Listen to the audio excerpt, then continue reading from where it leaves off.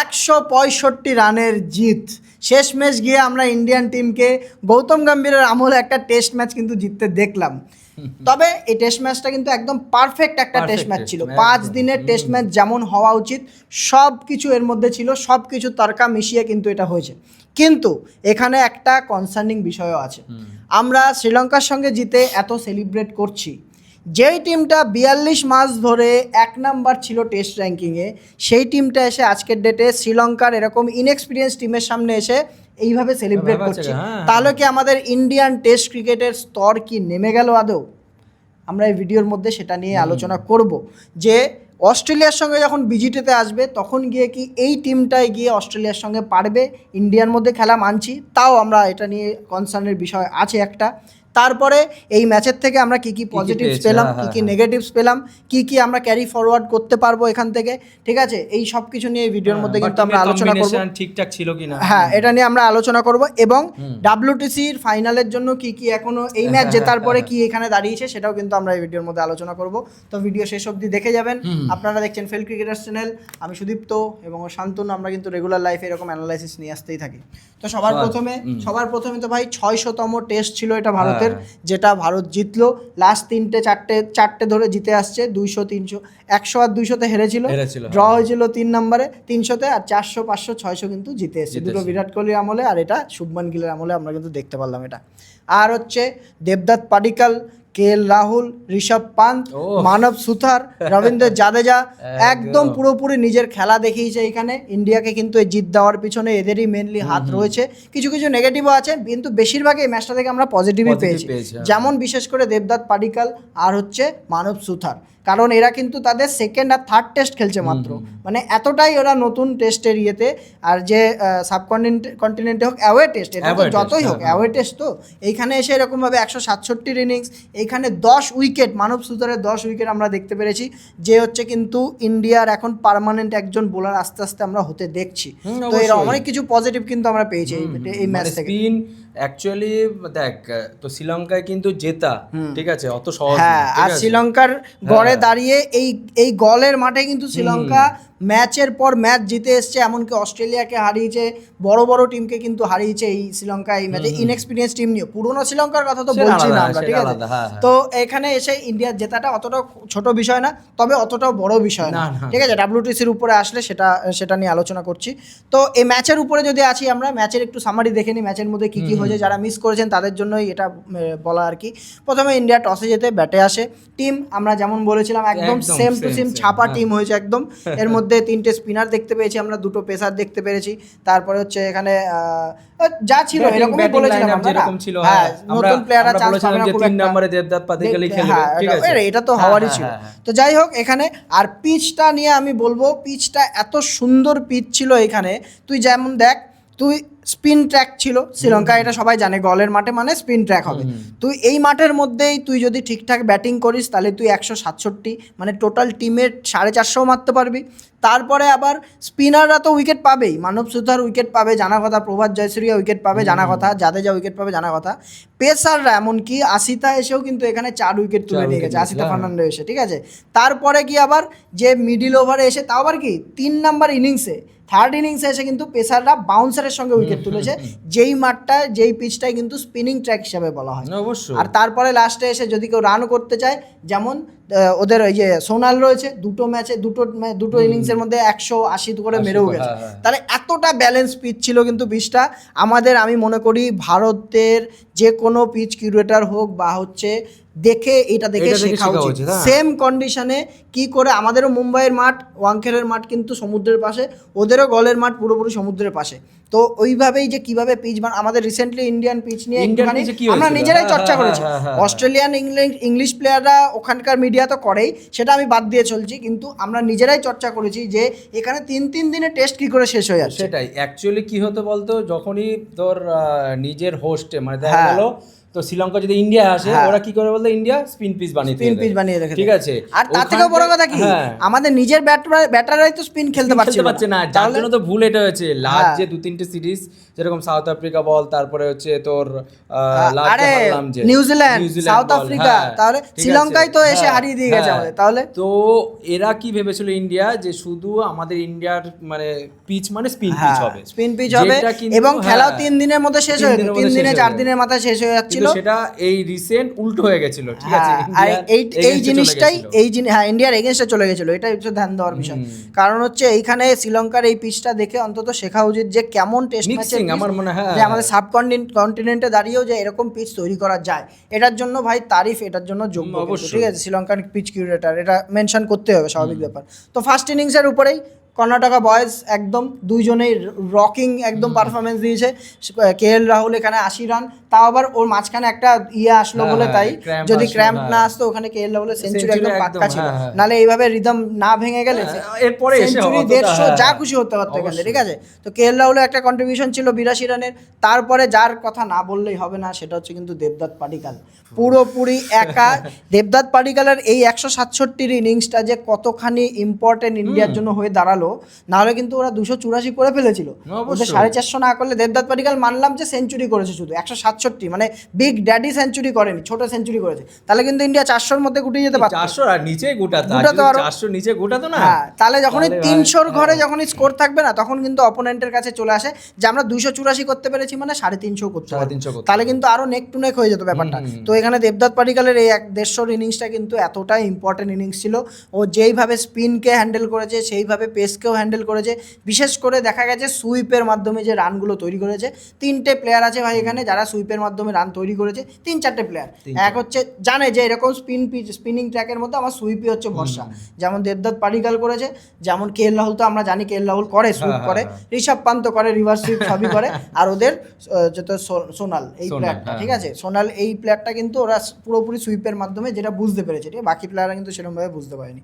তো দেবদত্ত পাডিক্কালের এর জন্যই এত তারিফ করছি আমরা। সুইপের অ্যাকচুয়ালি আমি বলে দিচ্ছি, সুইপের ঠিক আছে একটা প্লাস পয়েন্ট কি বলতো, যখনই বলটা পড়বে না, ঠিক আছে, যদি আগে সুইপ করে দেয় না, বলটা স্পিন হবে না, ঠিক আছে। এর জন্য সুইপের মানে কারুকার্যটা এটা। আর তারপরে কি তোর যখন বল এরকম ট্র্যাজেক্টরি এই দিকে আছে, তখন তুই এইদিকে করতে পারবি, এদিকে থাকলে তোর লেগ সাইডে থাকলে তুই রিভার্স সুইপ করতে পারবি। এটা হচ্ছে সুবিধা। তো যাই হোক, আমরা এত ইয়ের মধ্যে ঢুকবো না, গভীরের মধ্যে ঢুকছি না, আমরা উপর দিয়ে বলছি। তারপরে এদিকে তোর দেবদত্ত পাডিক্কালের মোটামুটি এখানে জায়গা কনফার্ম হয়ে গেল বলা যেতে পারে, 3 নম্বরের জায়গা। সাই সুদর্শন কিন্তু এখানে। তো আমি একটা ইন্টারেস্টিং জিনিস দেখতে চাই, কি বলতো, ইন্ডিয়ান টিম বলেছিল, ইন্ডিয়ান ম্যানেজমেন্ট থেকে, যেই প্লেয়ারটা চটিল থাকবে, চটিল থেকে হয়ে যদি বাইরে যায়, যদি কামব্যাক করে, তাকে প্রায়োরিটি দেওয়া হবে। এইবার আমি দেখবো 3 নম্বরে এসে কে খেলে, দেবদত্ত পাডিক্কাল এরকম ইনিংস খেলার পরে ওকে বসাতে পারবে নাকি সাই সুদর্শন খেলবে।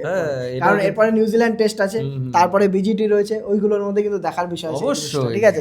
তো ইন্টারেস্টিং বিষয় এটা আছে। KL রাহুলের কথা বললাম, আর ধ্রুব জুরেলের ফার্স্ট ইনিংসে একটা 50-এ একটা মানে গতিশীল 50-এর একটা ইনিংস ছিল, যার জন্য এই জায়গা মতো পৌঁছাতে পেরেছে। আর ওদের তরফ থেকে, শ্রীলঙ্কার তরফ থেকে তোর সোনাল দিনুসা বললামই যে অলরেডি সেঞ্চুরি মেরেছে। ডিকওয়েলার নাম ব্যাপারে একটা জিনিস জানিস কি, ডিকওয়েলা একমাত্র উইকেট কিপিং করার জন্য কিন্তু শ্রীলঙ্কা ওকে খেলিয়েছে। সেই প্লেয়ারটাই এসে কিন্তু এখানে 80 রান করে দিয়ে যাচ্ছে ওদের, তার মানে কতটা প্লাসে ছিল। আর ওদের ওপেনিং যে প্রথম যে মানে 3-4 জন আছে, একদমই খেলতে পারেনি ওরা। সে ইয়ে হোক, ক্যাপ্টেন হোক, তারপর হচ্ছে তো এখনকার সব নতুন মধুস্কার হচ্ছে, তারপরে মেন্ডিস, তোর কুশাল, তোর এটা কামিন্ডো মেন্ডিস, এরা কিন্তু পুরোপুরি ফ্লপ করে গেছে, যার জন্য আরো, নাহলে শ্রীলঙ্কা আরো রান করতে পারতো এখান থেকে, ঠিক আছে। আর ওইদিকে তোর ইন্ডিয়ার তরফ থেকেও উইকেট প্রথম দিকে ইন্ডিয়ার তরফ থেকে আসছে, ওগুলো তারিফ করার বিষয় আছে, আর এগুলো যে কাদের রয়েছে, ঠিক আছে। তো থার্ড ইনিংসে জয়সওয়াল আমরা দেখতে পেরেছি এখানে। জয়সওয়াল নেগেটিভের যদি কথা বলি, তাহলে জয়সওয়াল কিন্তু এই প্রথম ইনিংসটাতে আমি বলবো ওটা স্যাক্রিফাইস করেছে। হ্যাঁ, প্রথম ইনিংসটা তাও স্যাক্রিফাইস বলা যেতে পারে, রানও করছিল, 32 রান করেও ফেলেছিল। আর সেকেন্ড ইনিংসটার মধ্যে ওই যে বল পিছনের বল, ওই একটা ওদের কমজোরি ধরা পড়েছে আর কি, যে তোর বল কাট করতে গিয়ে বেশি লেট করে ফেলছে, ওর জন্য কিন্তু। তো জয়সওয়ালে আমরা দেখতে পাইনি, শুভমান গিলের পারফরমেন্স আসেনি, ঠিক আছে। আমি মনে করি না এগুলো অতটা কনসার্নিং এর বিষয়, কারণ হচ্ছে সেকেন্ড টেস্টে গিয়ে দেখা গেল ওদের আসবে। KL খেলবেই, এটা হচ্ছে মোদ্দা কথা। KL KL রাহুলের ভাই, থাকবে। আর হ্যাঁ, ওটা তো থাকবে। আর ঋষভ পান্তের কথা ভুললে হবে না, কারণ ঋষভ পান্ত সেকেন্ড ইনিংসে যে খেলাটা দেখিয়েছে, ফার্স্ট ইনিংসে অল্প রান করেছে, 33 করেছে, সেকেন্ড ইনিংসে যে হাফ সেঞ্চুরি ছিল একদম, ও 100তম 6 মেরেছে ইন্ডিয়ার হয়ে, যে প্রথম ব্যাটসম্যান যে হচ্ছে টেস্ট ক্রিকেটের ইতিহাসে 100টা 6 মেরেছে। আর যদি তুই টোটালি বলিস তাহলে টোটাল বেশিও নেই, টোটালে ফার্স্ট টেস্ট 100, কারণ এরপরে অ্যাডাম গিলক্রিস্ট রয়েছে, আর ব্যান্ডাম ম্যাককালাম আছে, অ্যাডাম গিলক্রিস্ট নেই, তোর আছে তোর ব্যান্ডাম ম্যাককালাম আছে, তার আগে মনে হয় তোর সম্ভবত, যাই হোক 89টা ইনিংসে ও মেরেছে আর কি। আর তার থেকেও বড় কথা কি, ঋষভ পান্ত কিন্তু WTCর ইতিহাসে কিন্তু ইন্ডিয়ার হয়ে সব থেকে বেশি রান কিন্তু ঋষভ পান্তের রয়েছে। ব্যাটসম্যান তুই বাদ দে, ঠিক আছে, শুভমান গিল কিন্তু সেকেন্ডে রয়েছে, শুভমান গিলের রয়েছে টোটাল 2867 রান, আর ঋষভ পান্তের 2885 রান। হ্যাঁ, সেকেন্ড ইনিংস না, WTC সাইকেল, মানে যবে থেকে শুরু হয়েছে তবে থেকে, তারপর কটা হলো 6 বছর হলো টোটাল, এই সামনেরটা আসলে 5 বছর 6 বছর হবে আর কি, 3টে হয়ে গেছে টোটাল, না 7 বছর হয়ে গেছে অলরেডি। এই 7 বছরের সাইকেলে কিন্তু ঋষভ পান্তের রান সব থেকে বেশি আছে। তো এটা আসছে, তারপরে ওদের আশিতা ফার্নান্ডেরও, আর আশিতারও করতে হবে, তারিফ করতে হবে। বাউন্সারের ওরা যে স্ট্র্যাটেজি নিয়ে এসেছিল, ইন্ডিয়ার একটা ছোট্ট কোলাপসও দেখা গেছে তোর থার্ড ইনিংসে ইন্ডিয়ার, ঠিক আছে, ওইখান থেকে 4টে উইকেট তুলে নিয়ে গেছে ওরা পেসাররা, একটা স্পেশালি আর কি। তো ফোর্থ ইনিংসে মেন খেলা হয়েছে এখানে। ফোর্থ ইনিংসে কিন্তু আগে থেকে বলে দিই যে 20টির চান্স ছিল 50-50 পুরোপুরি, আমরা তো ভেবেছিলাম ভাই, হ্যাঁ, কারণ এটা ইন্টারেস্টিং কি বিষয় আছে বলতে, KL রাহুল যে পোস্ট ম্যাচ প্রেজেন্টেশন করছিল, প্রথম আর কি, ওরই ইন্টারভিউ নিয়েছে, বলছিল আমরা একটা চোখ অলরেডি উপরের দিকে তাকিয়েছিলাম যে তার আগে যেন শেষ করতে পারি, আর ওই ইন্টারভিউ করতেই বৃষ্টি নেমে পড়েছে, আর এমন বৃষ্টি যে তারপরে পোস্ট ম্যাচ প্রেজেন্টেশন করতে হয়েছে কোথায় বলতো, ইন্ডোরে। তাহলে ভাব, আর একটু যদি লেট হতো শ্রীলঙ্কা কিন্তু এই ম্যাচ ড্র করে আরামসে, ঘন্টাখানিক আগে যদি বৃষ্টি নামতো।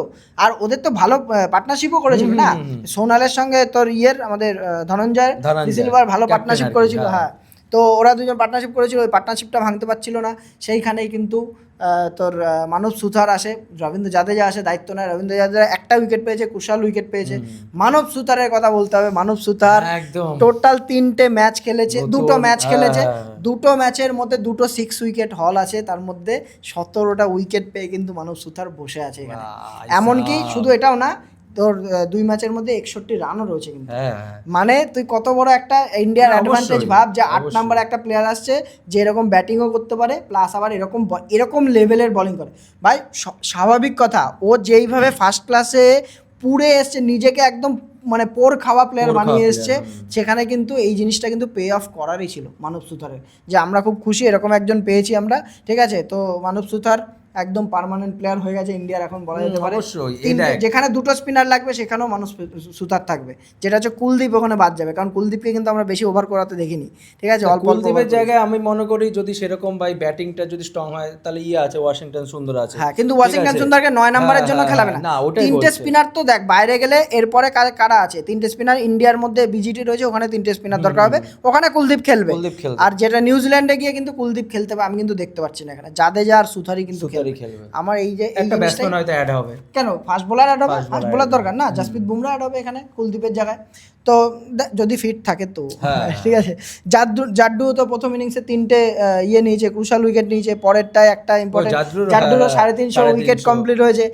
একমাত্র 2টোই প্লেয়ার আছে, যে কপিল দেব আর জাদেজা, যে 4000 রান টেস্ট ক্রিকেটে, প্লাস হচ্ছে 350 উপরে উইকেট রয়েছে, ভালো কিন্তু এখানে আমরা দেখতে পেরেছি যে কমপ্লিট হয়েছে ভালো। আর হচ্ছে তোর যদি বলা হয় প্লেয়ার অফ দ্য ম্যাচ দিয়েছে দেবদত্ত পাডিক্যালকে, কিন্তু আমি মনে করি যে এই দুজনের মধ্যে যে কেউ শেয়ারও দিতে পারতো, বলা যেতে পারে, কারণ মানব সুথারও যেইভাবে ওখানে এসে একটা টোটাল লাস্টের 10 বলে 4খানা উইকেট ছিল। হ্যাঁ, তুই এটাও দেখ না, যে এই যে কতক্ষণ আগে যে বললাম যে 1 ঘন্টা পর যদি খেলাটা শেষ হতো, তাহলে কতটা ইন্ডিয়া পিছিয়ে থাকতো, ভাব ড্র হতো এই ম্যাচটা। তাহলে এর মধ্যে ভূমিকা অবশ্যই এটা মানব সুতারের ক্রেডিট দেওয়া দরকার। হ্যাঁ, তাহলে দুজনেরই আছে, দেবদত্ত পাডিক্যালেরও যে আমরা ম্যান অফ দ্য ম্যাচ তো দেবদত্ত পাডিক্যাল দিয়েছে, আমরা দুজনকে এটাকে শেয়ার ভাবে আমরা নিচ্ছি আর কি। হ্যাঁ, তো যাই হোক, প্লেয়ার অফ ইন্ডিয়া কেমন খেলে, ফিউচার কেমন হতে পারে, এখান থেকে যদি বলি, আমরা প্রথমে যেটা আলোচনা করেছিলাম, এখান থেকে টিম যা দেখছি আমি এখান থেকে খুব একটা চেঞ্জেস আসবে না না কিন্তু। না না এই সেম টিমই হবে, সাই সুদর্শন শুধু টিমের মধ্যে ইনক্লুড হবে, নীতিশ কুমার রেড্ডি থাকলে ইনক্লুড হবে, এই দুজন প্লেয়ার ইনক্লুড হবে। সে নিউজিল্যান্ডের টেস্টের জন্য তো অবশ্যই আসবে, জাসপ্রীত বুমরা আর এনকেআর এই দুজনকে থাকতেই লাগবে অলরাউন্ডারে। আর হচ্ছে ওইদিকে কিন্তু আর মানব সুথারকে খেলাবে, জাদেজাকেও বসাতে পারে দেখবি, এটাও হতে পারে, কিন্তু মনে হয় না আমার জাদেজাকে না, বসাবে। জাদেজাকে এমন বসাবে দুটো প্লেয়ার পেয়ে গেল না, এবার দেখবি একটা স্পিনারকে বেশি খেলাবে, তাও নীতিশ কুমার রেড্ডি চান্স পাওয়া মুশকিল হয়ে যেতে পারে। হ্যাঁ, এটা ঠিক আছে, আর যা আমরা ব্যাটিং লাইন আপ দেখছি এরকমই থাকবে, দেবদত্ত পাডিক্কাল অথবা সাই সুদর্শন 3 নম্বরে, আর হচ্ছে 4, 5, 6 যা যা রয়েছে, শুভমান গিল, ঋষভ পান্ত, ঠিক আছে, এরকম পরপরই থাকবে। কিন্তু ধ্রুব জুরেল কিন্তু ভালো ক্লাচ ইনিংস খেলে দিয়ে যাচ্ছে মাঝে মাঝে এসে। আমরা তো এটাও ভেবেছিলাম যে ধূপ জুরেল আর হচ্ছে তোর সারফরাজ, কিন্তু না ধ্রুব জুরেল আগিয়ে থাকবে। হ্যাঁ, ধ্রুব জুরেলকে আমরা দেখেছি রিসেন্টলি ইয়ে করতে। আর পজিটিভ দেখি আমরা আর একটা জিনিস, যেটা হচ্ছে মানে ডমিনেট করতে পেরেছে স্পিনাররা, ইন্ডিয়ান স্পিনাররা। আমরা সবসময় জানি যে ইন্ডিয়ান টিম মানে স্পিনার 1-2 এমন থাকবে যারা পুরোপুরি দায়িত্ব নেবে উইকেট তোলার। এই ম্যাচের মধ্যে কিন্তু সেটা আমরা দেখতে পেরেছি, যেমন মানব সুতার, রবীন্দ্র জাদেজা, এই দুজন দায়িত্ব নিয়ে উইকেট তুলেছে। ঠিক আছে, 4টে 10টা মানে 14টা উইকেট 20টার মধ্যে কিন্তু 2জন প্লেয়ারই তুলেছে। মানব সুতার তো একাই 10টা ইনিংসে মিলে। তাহলে এরকম রয়েছে, প্লাস হচ্ছে স্পিনেরই আমরা যেখানে ল্যাক করছিলাম স্পিন খেলাতে, যে ইন্ডিয়ার মধ্যে থেকেও আমরা এমনকি স্পিন খেলতে পারছিলাম না, সেখানে কিন্তু এই জিনিসটা আমরা দেখতে পাচ্ছি। দেবদত্ত পাডিক্কাল হোক বা ঋষভ পান্ত আগাগোড়াই ভালো খেলেছে। সেই ইংল্যান্ড ট্যুর বল, সাউথ আফ্রিকার এগেইনস্টে বল সবাই ফেল করেছে, ঋষভ পান্ত কিন্তু একদম স্ট্যান্ডিং স্ট্রং উইকেট কিপার হিসেবে সেকেন্ড ইনিংসে ভাই 44 অলরেডি ইন্ডিয়ার best test wicket keeper batsman 44 average রয়েছে ভাই। তাহলে তো 7-8 খানা সেঞ্চুরি রয়েছে, তাহলে 8-9 খানা মনে হয় সেঞ্চুরি রয়েছে, কারণ ইংল্যান্ডের একটা টেস্টের মধ্যে তো পরপর 2 ইনিংসে সেঞ্চুরি। ঋষভ পান্ত টেস্টের ভাই এন্টারটেইনমেন্টের ভাই একদম, না ঋষভ পান্তকে নিয়ে কোনো কথা হবে ভাই। আর দেবদত্ত পাডিক্কাল সুন্দরভাবে স্পিন ডমিনেট করেছে, স্পিনকে ডমিনেট করেছে বলা যেতে পারে। ঠিক আছে, কেএল রাহুল তো রয়েছে অলরেডি, ভাই কামব্যাক করার জন্য ভাই এই ইনিংসটা বা এই ম্যাচটা খুব জরুরি ছিল। ঠিক আছে, ছোটখাটো একটা কোলাপস দেখা গেছিল ইন্ডিয়ার। ঠিক আছে, কিন্তু ওই যেটা আর কি ডিক্লেয়ারও করতে পারতো। ঠিক আছে, 450 রান হওয়াতে, 350 রান হওয়াতে, সেখানে 360-এ গিয়ে লাস্ট মিনিটে গিয়ে অল উইকেট হতে হলো। ঠিক আছে, ওই জায়গাটা কোলাপসটা এসেছিল, কিন্তু আমি মনে করি না এখান থেকে অতটা এটা চিন্তার বিষয় আছে, যতক্ষণ না সামনে 1 নাম্বার টিম মানে অস্ট্রেলিয়া থাকছে বা ইংল্যান্ড থাকছে, এরকম অ্যাওয়ে ম্যাচে মেন প্রবলেমটা এসে দাঁড়াবে। তো ডাব্লিউটিসির কথা যদি বলা হয়, এখানে ডাব্লিউটিসি কি সিনারিও মানে কি এর আগে আমরা বলেছি আমরা ফাইনালে যেতে পারি। তো এখান থেকে এখন 12 পয়েন্টে উপরে উঠে কিন্তু এখন 64 পয়েন্টে দাঁড়িয়েছে, 5 নম্বরেই আছে। কিন্তু এই টেস্টটা যেটা এতটা ইম্পর্টেন্ট ছিল, এইটা হারলে কিন্তু ইন্ডিয়া অনেকটা পিছিয়ে যেত, যে এতটা রানে জিতেছে, 12 পয়েন্ট পেয়েছে, 5 নম্বরেই আছে।